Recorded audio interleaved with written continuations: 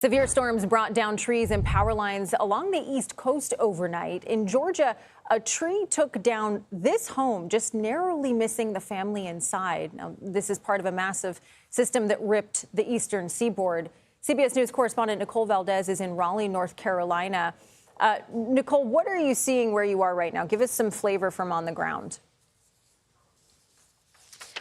Kelly, good morning. This is just one example of some of the damage we have seen across several states after these storms. Again, it really produced some incredibly strong winds. It all started as hurricane force winds at the beginning of this. Here in Raleigh, we got winds up to 85 miles per hour, and it took down trees like this. Unfortunately, this one landing on the home behind me, it's created a gaping hole in the roof. Inspectors, either firefighters or inspectors, have since come out here, sort of assessed the building behind me, the home behind me, and they've got a sign on the front door that says unsafe building. They don't think that anyone should be inside at this point because they're just unsure how stable it is, knowing that tree's still sitting on that home. Now, we're not sure if anyone was inside when that tree came down. We saw really the brunt of those storms move through yesterday afternoon. So there's a chance that family may have been inside when that tree came crashing down. Of course, a terrifying situation if that was the case. But I think overall what we're seeing here is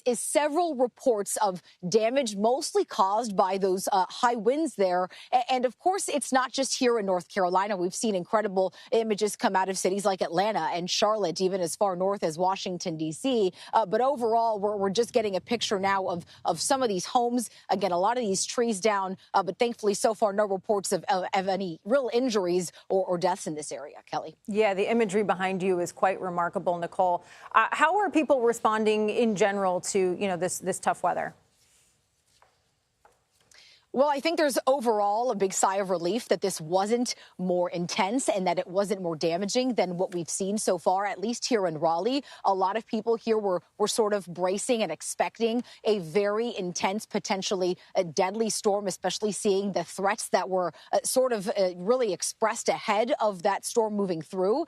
And it's not necessarily over. I mean, now we've seen what has come after that storm, which in this case here, we saw, below freezing temperatures this morning in some areas in places like Tennessee, Alabama. We saw snow move in after that severe storm threat. So it's been a very interesting few days in March here, but a lot of people very thankful that this wasn't so much worse.